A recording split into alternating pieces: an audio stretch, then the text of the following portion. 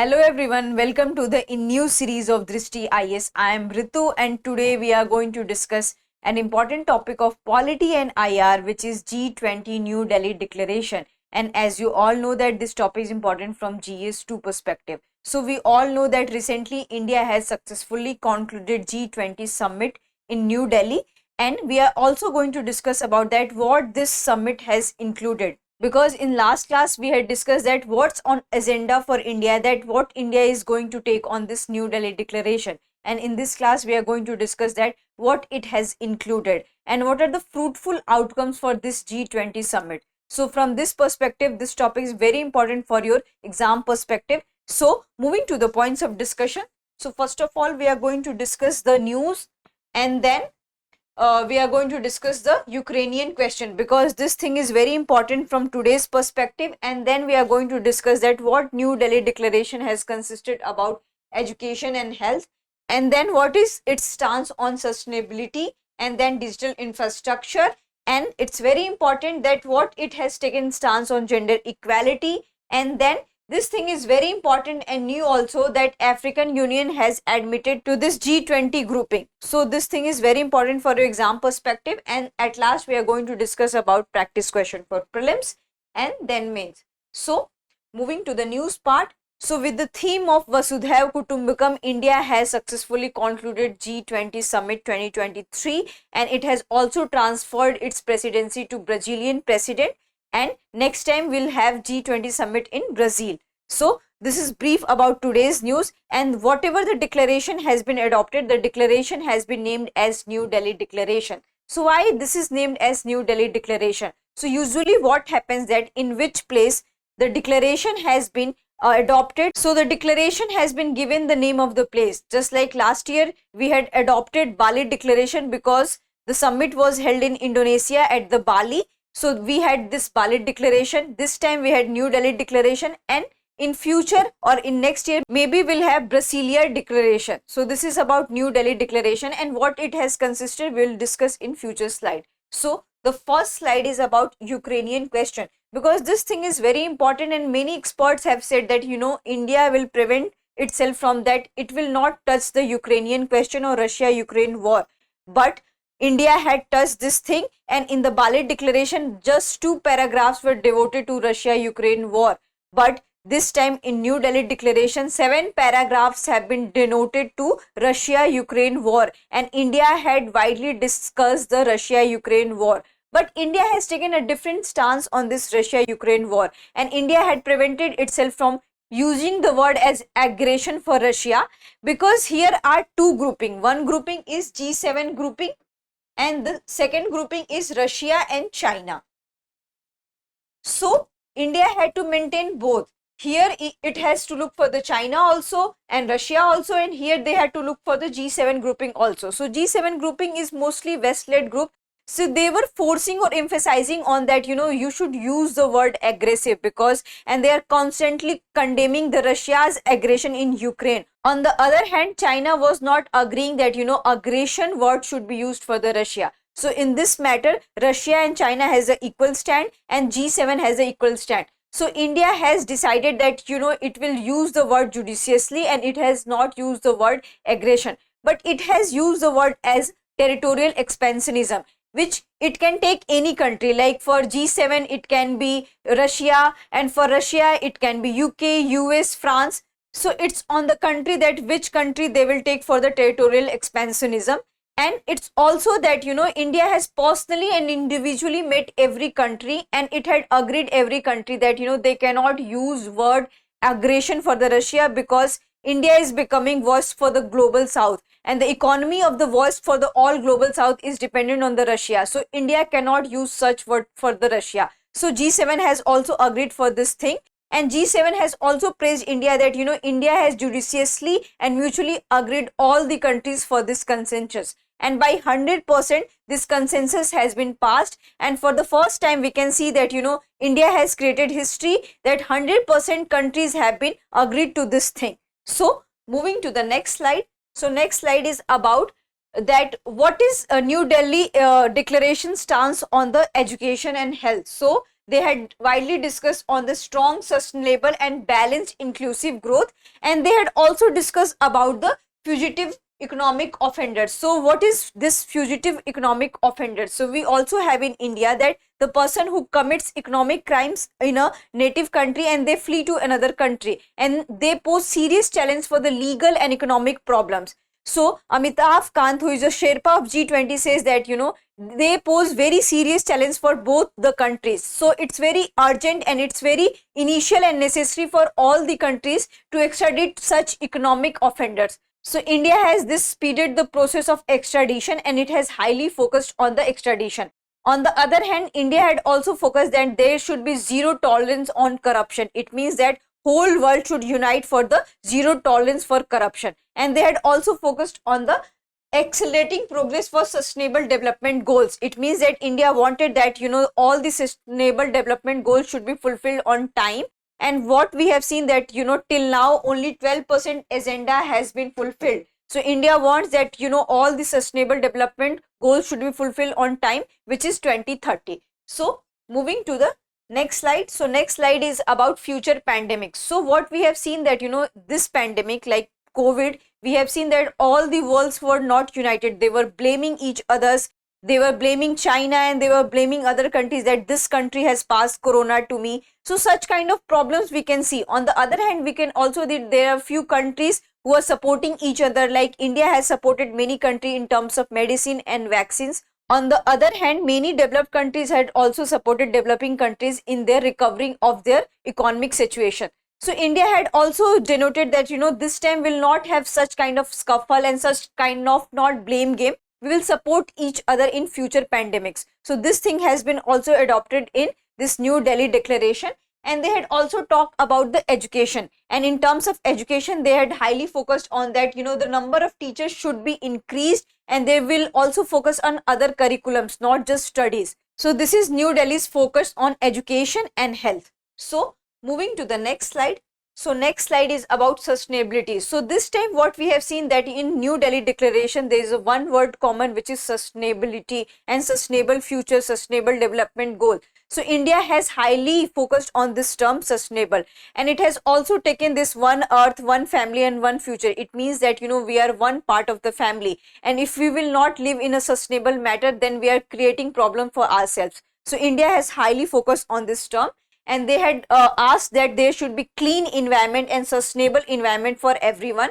And they had also asked that they should be built reliable and diverse, responsible. And they have also focused on the critical minerals. So in the previous lecture we had discussed that recently India has identified 30 minerals as a critical mineral.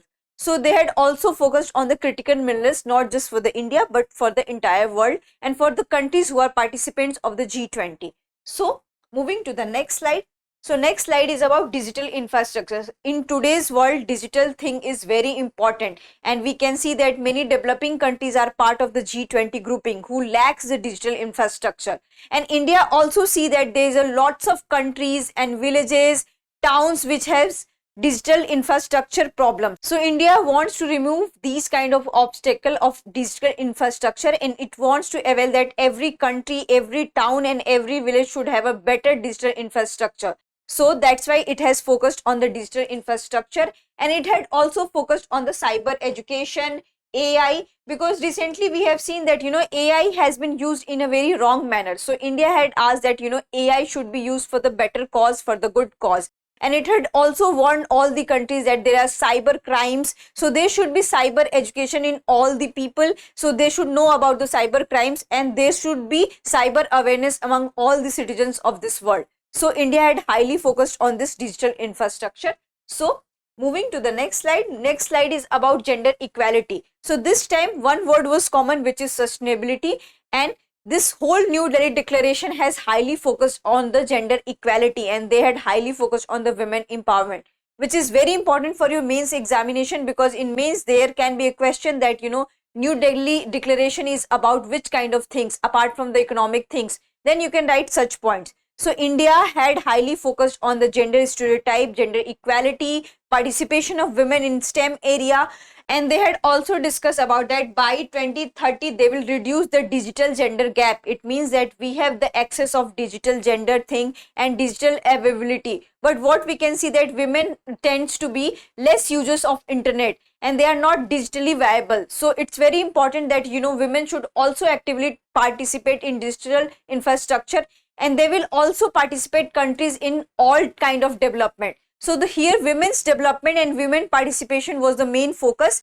and they had also discussed about the sexual violence towards women, stereotypes and other crimes which are related to women's. So this time New Delhi Declaration is full of women's issues, and they had highly discussed about the gender equality, and we can see that there were so many women participants also. So this time this thing is very important for women's perspective. So moving to the next slide is about African Union membership, because this time India has highly vocal about this voices for the global south, and India wants that there should be the inclusive environment in all over the world, and India was advocating this thing that the African Union should be part of the G20, and since June it was in this practice that it should be part of the G20, and with the high effort of India and other developing country, African unions are part of this G20 grouping, which is very successful from this whole world perspective, because Africa is a developing continent and it is a continental grouping which has 55 countries. So many experts are also saying that India has taken this move because India wants UN permanent membership. So in the future we will discuss that why India has taken such a stance, but for now we should discuss that India wanted to become voice of the global south, and it had highly focused that developing countries should also get a space in the world arena. That's why it had admitted African Union to the G20 grouping, and all the countries has mutually agreed for the admission of G20. So this time this New Delhi Declaration is important from African Union membership, and India has proved that it has become voice for the global south, and it has ability to raise the voice for the developing countries, marginalized countries who are not part of the map of the world. So from this perspective, this New Delhi Declaration is very important, and it had also highly focused on the religious intolerance, because we can see that there were so many terrorist activities has been done and has been carried out in the name of religion, and we can see that religious intolerance is rising day by day, not just in India but in the entire world. So India has highly focused that there should be not in killing or any kind of violence in the name of the religion. So there should be religion's mutual acceptance to all over the world. So moving to the next slide is about practice question for prelims. So your question is, consider the following statement regarding G20 Summit 2023, and your first statement is it was the 17th annual summit. Your second statement is it had issued New Delhi Declaration, and your third statement is under it India handed over G20 presidency to Indonesia.